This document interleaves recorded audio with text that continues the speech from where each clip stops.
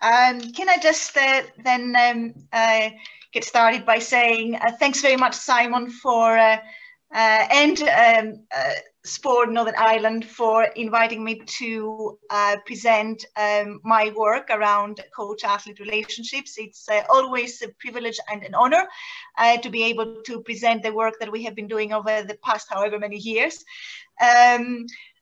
Before I get started, I would like to tell you a little bit about why or how perhaps I started investigating this particular area.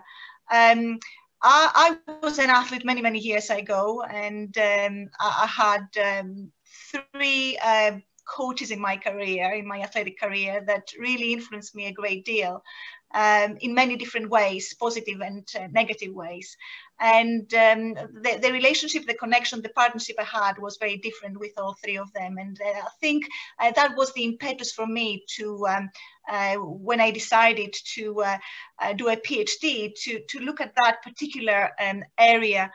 And I was really intrigued, surprised, and to some degree fascinated, because I couldn't really find much information around coach-athlete relationships when I started my PhD back in 1997 at the University of Exeter. The interactions between coaches and athletes were mainly studied from a leadership perspective. But that was not what I was trying to get out from investigating that particular area. It was more about the connection, the partnership, you know, these people working together.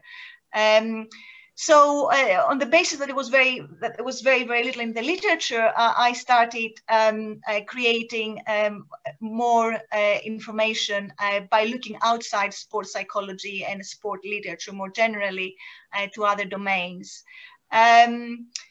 So that's how we started, and it is now a quarter of a century worth of research that we have produced and knowledge, and some of that I'd like to share with you. So some of the journey that we have undergone in this particular area, I will share with you today. So as Simon highlighted a little earlier, what I'd like to cover with you is looking at the coach-athlete relationship and the links of that relationship within coaching. What are the links with coaching? Then I would like to move on to discuss with you the content and quality of the coach-athlete relationship. The coach-athlete relationship can be very elusive, very abstract, and we need to have a language to communicate in order that we all understand what we refer to when we talk about coach-athlete relationships. Then I would like to move on to look at factors that affect quality relationships, that affect the coach-athlete relationship and its quality. And finally, some information around how one can develop better quality relationships, better working relationships with athletes, coaches. So this is what we will try to cover. So let's try to locate the coach-athlete relationship within the context of coaching. And I will do that by referring to what I see as being the evolving nature of coaching. And I'm sure you have come across, you have heard the terms coach-centered approach to coaching and athlete-centered approach to coaching. And it won't be, I don't think it will be wrong to say that years ago, and maybe we see still hints of very much a coach-centered approach, but many years ago, coaching was very much coach-centered. And what does this mean? That means that the coach was the focus of coaching, and the coach was at the center of coaching. Coach was viewed as somebody who imparted and transmitted knowledge and skills to the athletes, and coach's role was viewed as that of somebody who commanded and led and controlled. On the other hand, athlete's role was a passive one. The athlete in this particular approach to coaching hasn't got much choice.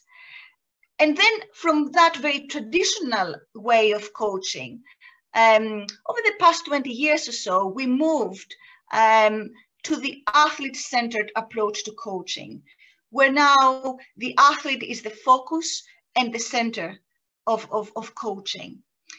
Athletes' role is much more active in this approach, and athletes ask questions. They are able to direct their learning. In fact, they're able to design and complete tasks and activities either independently or with their fellow athletes. So we can see how the two approaches are very different, and conceptually and theoretically in the literature, these two approaches, the athlete-centered and the coach-centered approach, sit diametrically opposite. You can either be an athlete-centered coach or a coach-centered coach.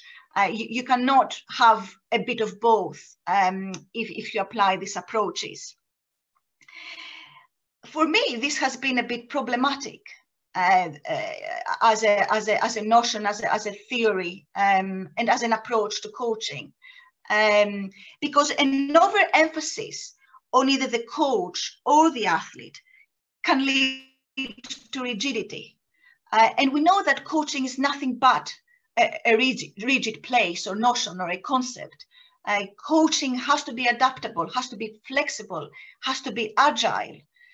In addition to that, an overemphasis on either the coach or the athlete plays down the role of the other person. So in the athlete-centered approach, the role of the coach is played down. In the coach-centered approach, the athlete's role is played down. And I'm particularly dissatisfied with both approaches, because the way I see it, and I hope you can see it, is that both the coach and the athlete contribute equally to coaching. They both have or make very valuable contributions. Neither the coach nor the athlete can do it alone. They need one another. And this brings us to what I have recently referred to, the coach-athlete combined approach to coaching. And in this approach, the coach-athlete relationship is at the heart. The coach and the athlete in this approach work together in a collaborative fashion. They both make very valuable contributions to developing performance, developing skill, and so on. So relationship for me is very important and almost defines coaching. And therefore, I would like you to reflect on this combined coach-athlete-centered approach, as it acknowledges the joint contributions of the coach and the athlete, and places the coach-athlete relationship at the heart of coaching. And if we are happy with this approach, then actually what we can do, before I go into that, let me just give you the next slide, which is this one. Here, what I have tried to highlight to you, that a lot of high-profile coaches have acknowledged the importance of the coach-athlete relationship to their coaching. And these are only just examples from all over the world. So from the UK, you've got Pep Guardiola in Premier Football, and Mel Marshall at the highest level of performance in swimming. And then, of course, you've got Coach K and Lisa Alexander, etc. All over the world, there are coaches who leverage this notion of the coach-athlete relationship, and they have propelled both their athletes and their teams to very high levels of performance. And I don't think this is coincidental. And however, it is worth mentioning something that I have put in this slide here, that Coach K has mentioned in one of his books, that the relationship is central as long as two is better than one if two can act as one. So the partnership, the collaboration, that unit relationship is absolutely paramount and important to coaching, so much so that it can determine the effectiveness of coaching. And this is now where I would like to show you the next slide, in which, again, I propose that the relationship, the quality of the relationship can define the effectiveness of a coach and of their coaching.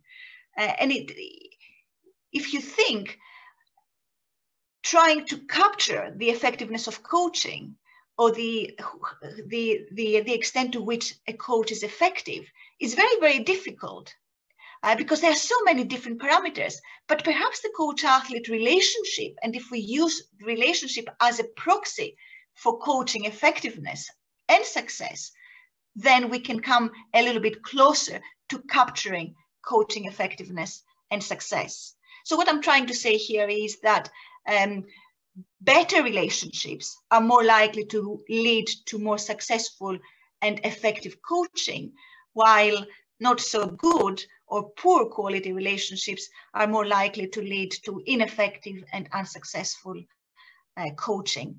However one wants to define, I suppose, success.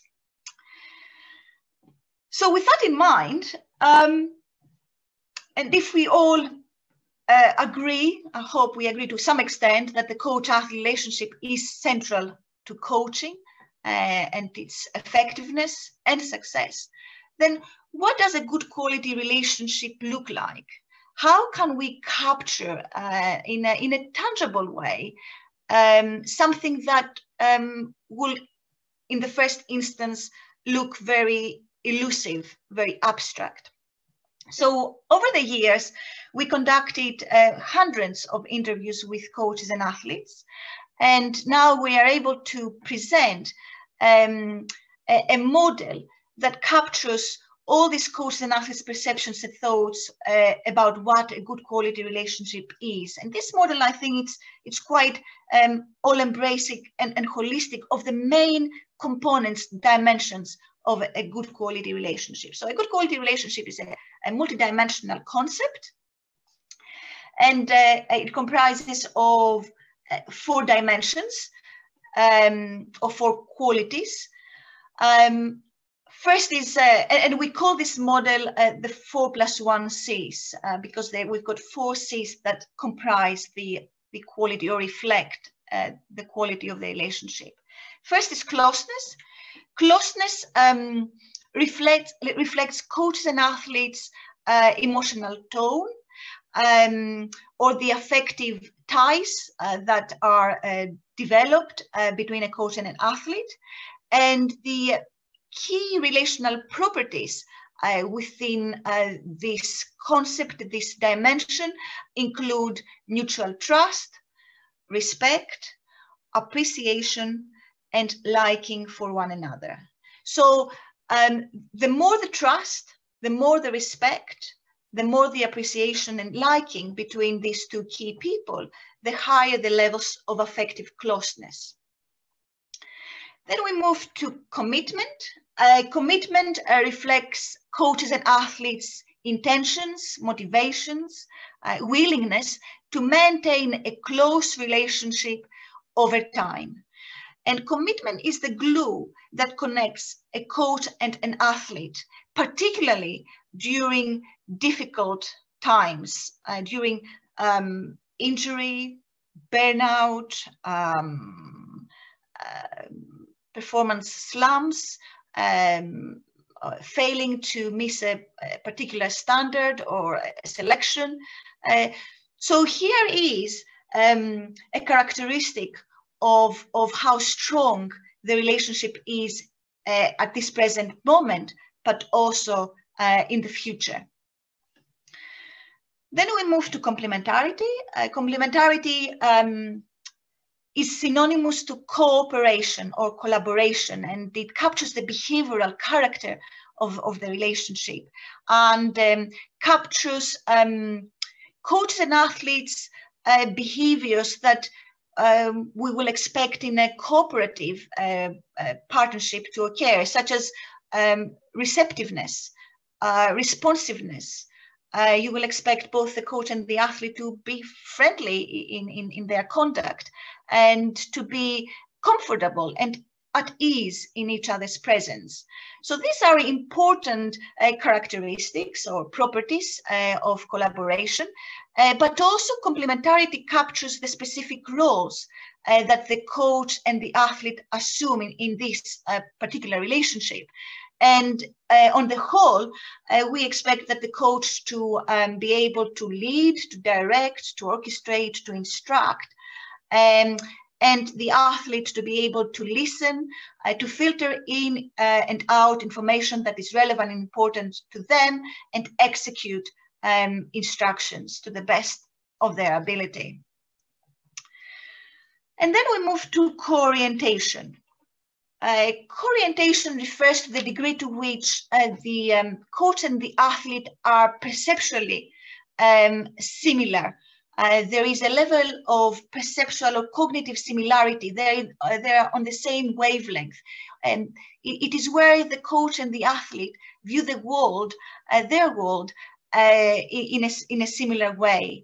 And of course, there will be degrees of similarity and understanding, but this is a very important characteristic of or dimension of the relationship. The closer they are cognitively, perceptually. For example, I'll give you an example. If they view their relationship similarly, if they feel that the relationship is good and there is trust, respect, and appreciation, if they both agree in that regard, then there is a level of similarity and understanding. If they have similar goals, for example, if they know that they're pulling in the same direction, again, that is an indication of their co-orientation or their perceptual similarity. It captures their common ground, which is important, and I think we will refer to that a little later on. So this is how we can talk about relationships and what they are and what they look like. And if there are good quality relationships, then we will look about, then it will be reflected on the high levels of closeness, commitment, complementarity, and co-orientation. Whereas if the relationship is poor, then we will expect low levels of the 4 Cs.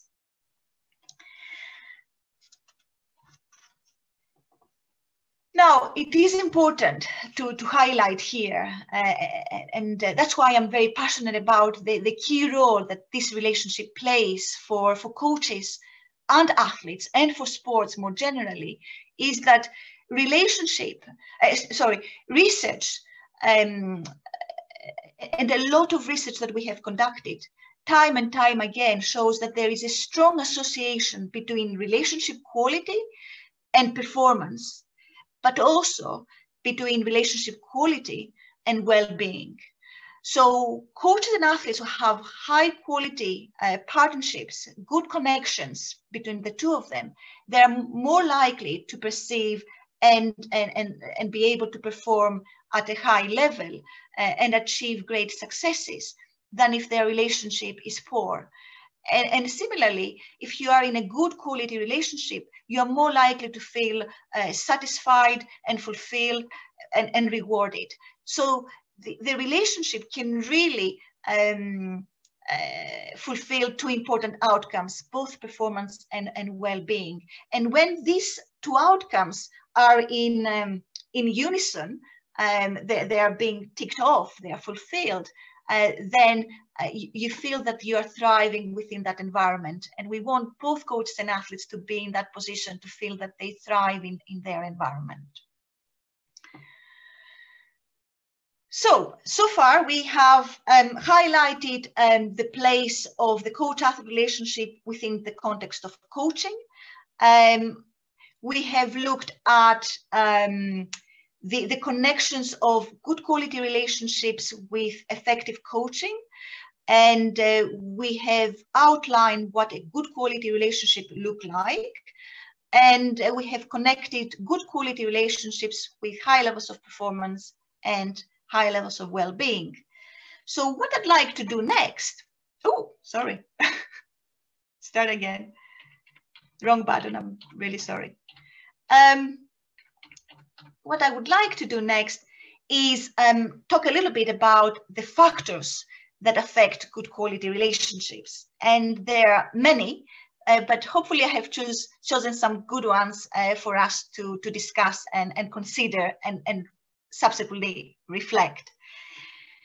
So there are a multiplicity of factors out there that can affect the quality of the relationship. And today I will talk a little bit about how the gender can affect the relationship, the quality of the relationship, how passion and personality can affect relationships, and how coach behaviors and leadership, again, can have an impact positively and negatively on the relationship. So let's start first with gender. Now, here is a question for you, and maybe a few seconds to consider. Have you ever thought how gender affect the relationship quality? Does it? How do you think your gender or your athlete's gender affect your interactions and in turn the relationship that you form with a particular individual? Let me tell you what research has said. What we have found out is that female coaches are more understanding than male coaches. And this might not come to a surprise. You may not be surprised by that, because we know that men and women are socialized very differently. There are different socialization processes that take place intentionally or unintentionally. We are brought up in this world in many different, in certain ways. We are taught and we are coached very differently. And there is this stereotypically belief that women are more empathic, they are more compassionate, they are more understanding. Maybe because of the socialization processes that these people have undergone. Also, women are thought to value relationships more than men. Now, this is all good, but if you think of coaching, coaching is one of those environments where understanding and empathy and compassion and gratitude are very important aspects of coaching, regardless of whether you are a man or a woman. And therefore, whilst women are able to exhibit that characteristic of understanding, I think what this research is telling us, that piece of research is telling us, is maybe that coaches need to upskill that characteristics, because we know it is so important for coaching. Now, what else have we found in this space? We also have found that the same gender coach-athlete dyads or relationships have better relationships than other gender dyads. So what that means is that all male and all female coach-athlete relationships have better or higher quality relationship than the other gender relationships. And you may be asking why this might be the case, why all male and all female coach-athlete relationships experience higher levels of closeness, commitment, complementarity, and co-orientation than the other gender relationships. One explanation we have given is that you may have heard of this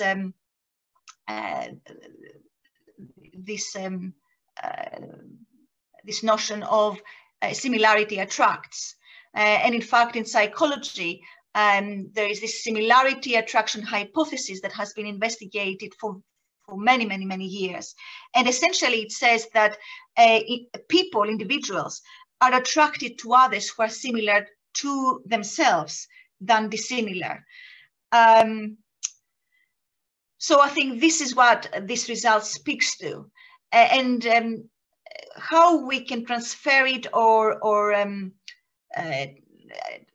implement it to coaching, I will say is that similarity, whether it is gender or other type of similarity, is very important, and therefore we need to find places or areas where we can feel similar with our athletes or with our coaches, create what I mentioned earlier, this common ground. It is very important that we find points of similarity with the people that we work. So it may be around, I don't know, about films or food, or more closer to home about goals and training, but finding out about the other person and creating that common goal, I think it is very important, and these results may speak to that. Also, I would like to say how valuable similarity is in terms of validating. If you are similar with other people, then similarity provides a sense of validation and comfort, and that's why it is also important. Not only contributes to better quality relationships, but also it validates who we are, to know that other people are similar to us and vice versa. Oh, I don't know why I do this today. The wrong button. Okay. And then more recently, this is what we have found. We observed coaches. We observed male coaches who coached male teams, and male coaches who coached female teams. And we found this result that I'd like to share with you today. Male coaches will seem to spend with their female teams much longer female athletes coached by male coaches received longer training sessions, yet less time on task and more time off task than their male counterparts. So it will appear that male coaches give to their female athletes, female teams, much more time to interact outside the training. And interestingly enough, their training sessions become much longer as well. And that is very different, because male coaches coaching male athletes do not allow this to happen. They keep the male athletes more on task than off task, and their training sessions are a little bit shorter. So there is some differences taking place here that we are trying to understand. But what is important, I think, from this research and connecting it to the relationship quality is the next bullet point, where we have found out that female athletes received more reinforcement, encouragement, support, and technical instruction than the male athletes. However, female athletes all of these characteristics that the coaches gave them more of linked to lower levels of relationship quality with their coaches. So it seems as though that their coaches, their male coaches, are trying to give them more reinforcement, more support, more technical instruction, but this really does nothing to the ways that these male coaches connect with these female athletes. And there is some research, not ours, but some research to highlight that too much support and too much technical instruction actually undermines individuals' self-esteem in sport. So it is bearing that in mind and reflecting on your practices. Perhaps it may align with it. It may align with how you operate, or may not. But it will be interesting to check this out. This is just an early research that we have just started, so it's ongoing. So what I'd like you to ponder is these questions. How can you develop similarity with your athletes? We know that similarity is important, and remember the dimension of co-orientation that I highlighted earlier. Similarity is important. Understanding is important. Meeting conceptually, meeting of minds is very important for better quality relationships. How, therefore, you can develop that sort of similarity with your athletes. How can you develop a common ground with your athletes, and maybe reflect how you coach your female athletes as well. So these are some questions for you to consider post, perhaps, presentation. I'll be careful with the buttons I press. Okay, so next I'd like to talk a little bit about passion. Maybe you have thought about your passion for coaching, your passion for sport, but have you ever thought how your passion and your athlete's passion for sport, for coaching, may affect the coach-athlete relationship? Because it does affect, and it depends on what type of passion you have. Now, the literature has highlighted that we have two types of passion. One is the harmonious passion, and the other is the obsessive passion. And clearly here, we talk about passion for an activity, not passion for our human, fellow human beings. So let me tell you a little bit about each one of these type, and then you can think in which type you belong to. So harmonious passion is when individuals engage in an activity, for example, coaching or sport, because they internally enjoy it. They really get pleasure out of engaging with that activity.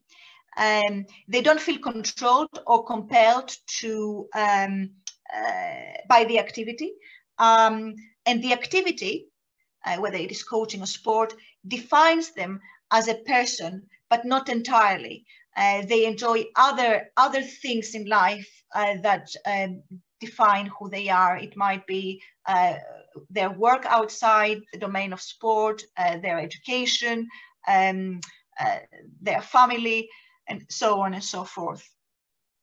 So harmonious passion is about those individuals that engage in an activity and they take internal pleasure out of it.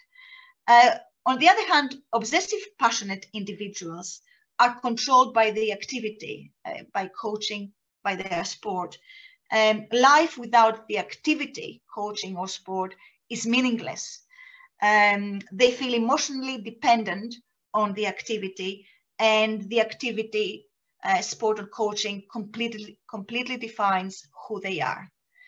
They cannot live without coaching. They cannot live without their sport. They cannot see themselves without that element in their life. So harmonious passion and obsessive passion, very, very different. And we have a predominant type of passion. We have both harmonious and obsessive passion, but one predominates.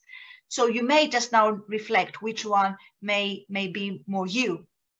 Now, how does this affect the coach-athlete relationship, you may ask? So let's have a look.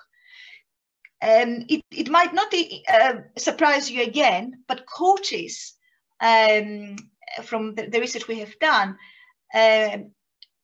seem to like athletes who, and coaches are likely to perceive a good quality relationship with athletes who are obsessively passionate about their sport. Now, being obsessively passionate, it's quite maladaptive, and it affects quite negatively well-being, research has shown, and our research really has shown that as well. So if you do have obsessively passionate athletes who think, drink, sleep, eat their sport, it's all about their sport, then you really need to be cautious because they won't be able to sustain it. It is dangerous. And also you need to check in with yourselves whether you do like those athletes more than perhaps the harmonious individuals. While athletes perceive a less than optimal coach-athlete relationship quality with coaches who are obsessive about coaching. So this is the opposite from what we saw earlier. Athletes don't like coaches and will perceive the relationship with those coaches who are obsessively passionate about coaching, and they will perceive their relationship with such coaches as less than optimal. Also, what we have noted is that athletes are more likely to experience conflict, interpersonal conflict, such as disagreements, misunderstandings, incompatibility, with coaches who are obsessive about coaching. So if you are that type, you probably need to be self-aware that this might take away from or holding you back from developing good quality relationships with your athletes. Now, I'd like to show you another piece of research around passion that concerns really athletes. And we need to help those athletes that do demonstrate obsessively passionate engagement for their sport. But first, let me tell you about this. Athletes whose passion for sport is harmonious, so they can balance their sport with other activities, are more likely to have good quality relationships with their coaches. So it is to your benefit to have athletes who are harmoniously passionate. On the other hand, athletes whose passion for sport is obsessive, they are completely dependent on their activity, emotionally and otherwise, are likely to remain committed to a relationship that is dysfunctional. And that is a danger and very risky. And you need to look out for this particular phenomenon, because athletes who are obsessively passionate about their sport, they won't see when a relationship with their coaches doesn't work. They will just keep going, even when their relationship is very dysfunctional. Okay, so a moment for reflection, I guess. First, as I mentioned earlier, what type of passion describes you and how does it manifest in your interactions with your athletes? If you haven't thought that question, maybe you start thinking about it. And secondly, how does the passion for sport of your athletes affect how you relate and communicate with them? That is something, again, that you can think and reflect. Now, let me just take you from passion, which is an individual characteristic that we all have, passion for something, to our personality. Have you ever thought how your personality and your athlete's personality affect the relationship quality or the relationship you develop and maintain over time? Because it does affect it, and actually quite considerably. So let me show you what we have found. Not just our research, but research outside sport has clearly indicated that our personality affects how we view our relationships with other people. In fact, our personality affects how we view the world. In sport, and with a specific reference to the coach-athlete relationship, we wanted to look at athletes' personality and coaches' personality and see how that affects how they perceive their relationship with one another. And we used this personality, the big 5 personality traits that kind of categorizes people in 5 traits that I have listed in the slide right now. And I will just give you an example because all of these are very similar in how they present themselves in the results. So I have taken 2 personality traits to show you what the research is showing us. So what we have found out is that athletes and coaches with higher levels of neuroticism tend to have lower levels of relationship quality. Now, neuroticism, if you have high levels of it, then you are less likely to be emotionally stable. These individuals are very anxious, very insecure, and they're very skeptical about other people, and therefore that prevents them, that personality characteristic prevents them to fully engage with the relationship. And that's why they view the relationship less than optimal. Now, athletes and coaches with high levels of consciousness tend to have higher levels of relationship quality. So athletes and coaches who are very well organized, and they plan their life, and they take care of what they do, etc., are more likely to view the relationship very, very positively. Now, what I would like, however, to for you to take note is the next result, which is this. We noted that only athletes' personality traits, all 5 of them, in fact, affected coaches' perceptions of relationship quality, whereas coaches' personality traits did not seem to affect how athletes view the relationship with their coaches. Now, this is important because it tells us that coaches will look at the makeup of their athletes and will make judgments and evaluations, assessments, whether their relationship is good or bad, simply based on athlete's personality. So if coaches have got an athlete that perhaps is a little bit out of the ordinary, perhaps a little bit different, maybe a little bit difficult in inverted commas, or a bit challenging, that will have an impact on how these coaches view the relationship. And this may disrupt a little bit in the ways that coaches coach that particular athlete.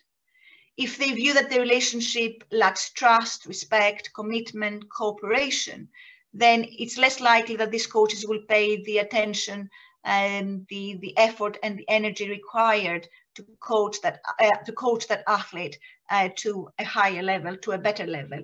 And what I'm trying to say here is that try not to determine or evaluate or judge the relationship based on the character of the athlete, because this really will have a knock-on effect on the athlete's development and improvement, I'm afraid.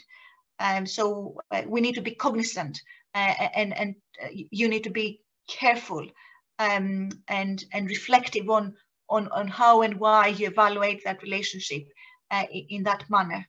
So, because it may be that this difficult athlete, who may be rebellious and may be difficult, is your best talent in the team and squad. So what does it take to make that athlete work with you and for you to change your perspective? Okay. So how does the personality of athletes affect you? And is the personality holding you back from developing that athlete? And I'm going to read the question again. How does the personality of athletes affect you? And are you holding back athletes who may be a little less easy to interact with? So something to think about. And here I will refer to some research that we have done that highlights how coaches' behaviors and leadership affect relationship quality. So the first one highlights that coaches who were autonomy supportive, who were supporting the autonomy of their athletes, that they were giving athletes a lot of choice, they were providing athletes with the opportunity to take decisions, we're more likely to have athletes who rate the coach-athlete relationship as more optimal. So if you want a good quality relationship to be developed, if you want your athletes to perceive that the relationship is functional, is optimal, is effective, then being an an autonomy supportive coach where you give the choice, you allow athletes to take decisions, it will help tremendously. Second information here that comes from research is that athletes who perceive better relationships are less likely to perceive their coaches controlling, intimidating or humiliating, and more likely to perceive them as autonomy supportive. So a good quality relationship can really help the athletes see you more positively, what you're doing, even when you're critical or you're trying something different, they can trust you. So this is another good result. So try to have better relationship with your athletes, because when you come to be a little bit more negative or more critical or a little bit more risky in your interactions with them, you will be able to do it from a platform that allows you to do so, having developed that sound relationship.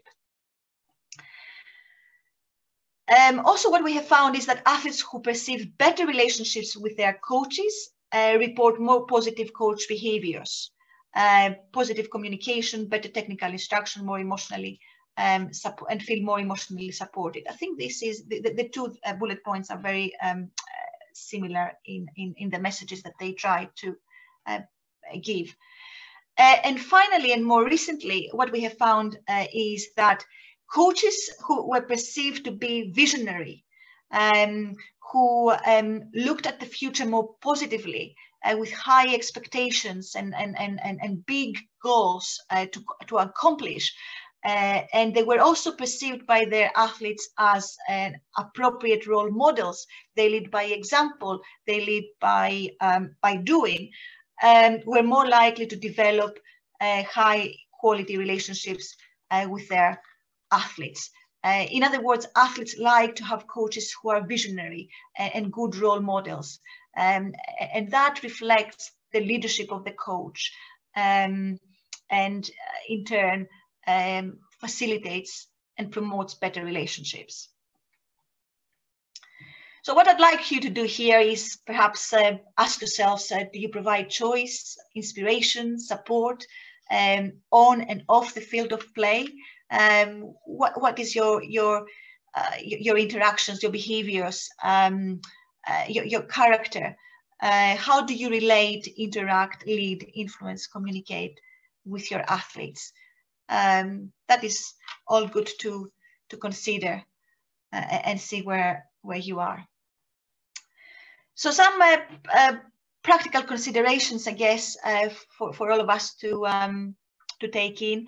It is important that when you analyze the coach-athlete relationship, you don't see it for what it is. You know, you really need to consider a multifaceted, many different factors that surround the relationship in order to fully understand it. So individual difference characteristics, like we talked so far, gender, you know, passion and personality, your behaviors, your leadership, also the socio-cultural aspects that we haven't really talked about, the type of sport, is it team, is it an individual, what is the culture or the subculture of the specific sport, because that also dictates how we conduct ourselves. And also relationship-related factors, the length of the relationship, how long you have been with that particular athlete, how long that athlete has been with you. Are you related to that athlete in any other way, mother, father? All of this can really affect the quality and nature of the relationship and determine it in one way or another. And by trying to capture all of these factors, then you can have a much more holistic and complete picture of the relationship that you have with these individuals. These factors provide a context from which to understand more fully the quality of the relationship. So, and that will take us now to the last part of the presentation, and I can see the clock that runs very, very quickly somehow. So very, very quickly, I'd touch upon further ways to develop better relationships with your athletes, with your coaches.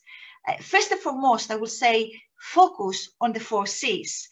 You know what each C is about, and therefore you need to ask yourself, okay, I need to develop commitment, for example. How do I do that? It may be that commitment can be developed through having clear short-term and long-term goals, because if you remember, commitment is linked to the future.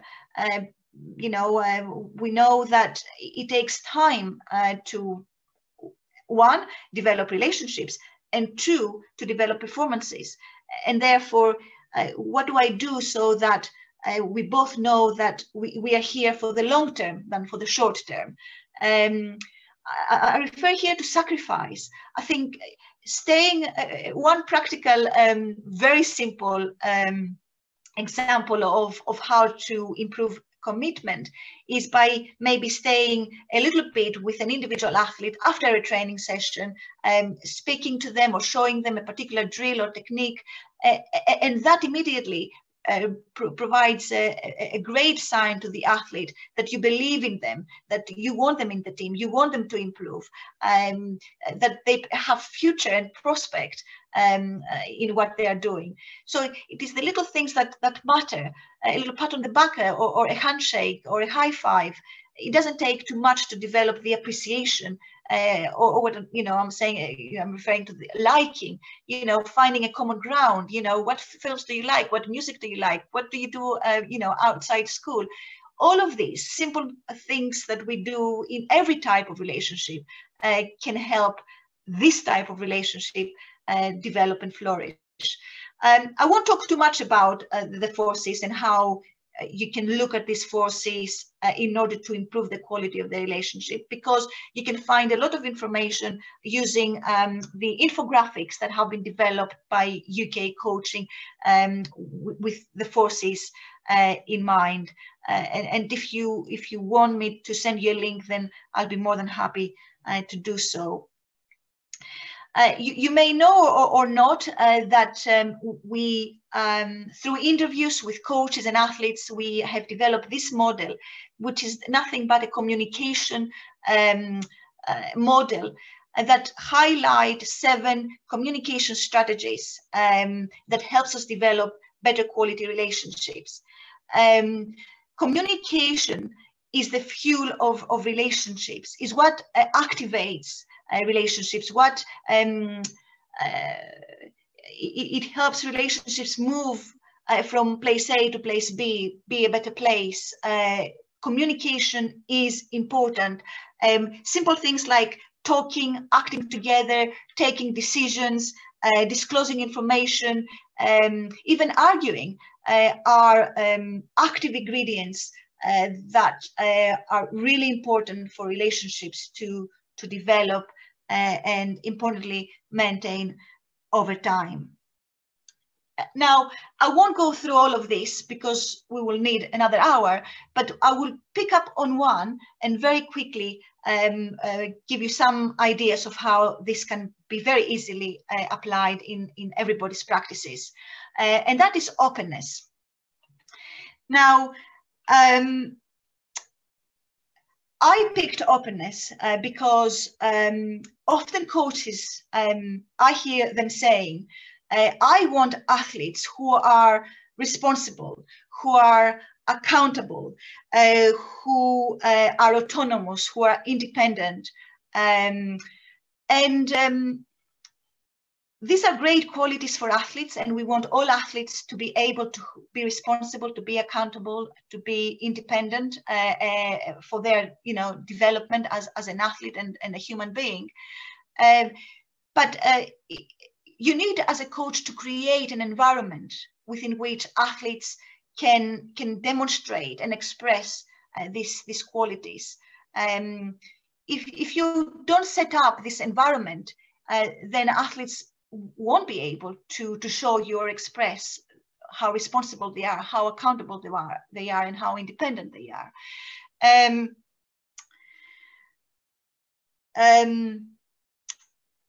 an important thing here is, because the phenomenon we are talking about is relationships. It takes two, like I said earlier. And you as a coach, you may try all your very best to develop good quality relationships, but you need athletes to be actively playing their role and contribute the other half in order to make that relationship fully functional. But you as a coach, the wiser person in that relationship, need to create that environment and set up the athletes to be able to actively take their part, to play their role. Athletes need to know, therefore, and understand why their active involvement is important, and you've got to spell it out. For me, one reason for engaging fully the athletes in the coaching process is that what you do as a coach is knowledge dependent. And athletes hold quite a lot of that knowledge that you may not have, that you may never have. And therefore you rely very much on the athletes to be able to share their thoughts, their feelings at every given time. So if the environment is not set up for the athletes to freely offer what they think, what they feel, then the value of the knowledge, that particular aspect of knowledge, is lost. And holding back can really be detrimental to both the coach and the athlete. So in order to create a free-flowing information from the coach to the athlete, from the athlete to the coach, then I will present to you 3 ways of doing it. And this is how you create openness, or setting up an environment where the athletes can be open and an active part, play an active role in the process. So stage the setting is important, and you coaches are able to do that by ensuring and reminding athletes that no one has a crystal ball. Producing high performance, or any performance, is inherently interdependent activity, and it happens between the coach and the athlete. It's a reciprocal, bidirectional activity. We need both the coach and the athlete involved. And speaking up is important, sharing information and being honest. All of these are key social processes, interpersonal processes that need to take place, and you welcome that. So you're setting the scene by saying, this is what I expect, this is what I want, this is what we all want. Then the second step is inviting athletes in. Invite athletes to be open, expressing how much you value every voice, and you need to hear it. And as a coach, you have limited view, and your athletes can help put the missing pieces together. And finally, respond productively. Openness requires courage, and athletes sometimes they don't feel it, particularly where they have not experienced this before. And by the way, we need to start this process right when our athletes are very young. Don't expect when they are senior athletes, we have missed the boat. We need to create these environments right from when our athletes are very young. We need to allow them to be part of the process, to engage with you. You are in it together. So it takes courage. So when they come with their thoughts and their views and their opinions, show your appreciation, your gratitude. It is a big step for many of them. Now, not all of them will come with great ideas or thoughts that can make a difference. So whatever those that information is, you always be very tutorial, highlighting that, yes, thank you, we can use this information, but well, maybe we need to reshape what you're thinking, what you're doing, maybe think, reflect, come back, and we will reconsider it, etc., etc. it's all very important. And that, if you do all of that, you will create what is known as a psychological safe environment where, openly people share and benefit from that sharing. And I'd like to conclude. I know I'm over time. I'm sorry, Simon. Very, very quickly. The coach-athlete relationship is at the heart of effective coaching and successful coaching. To me, the coach-athlete relationship, the quality defines how effective the coaching is and how successful it is likely to be. A good quality relationship has the capacity to promote productivity. We know that it's linked to performance. We know that it's linked to other performance-related outcomes, such as confidence, such as team cohesion, collective efficacy, you name it, but also well-being, importantly, well-being. And when athletes experience high levels of a good quality relationship, they feel more satisfied, more rewarded, and more fulfilled. The relationship quality is affected by a number of factors, and we have explained some of them, and the use of communication strategies can certainly promote better quality relationships. That's what we have found.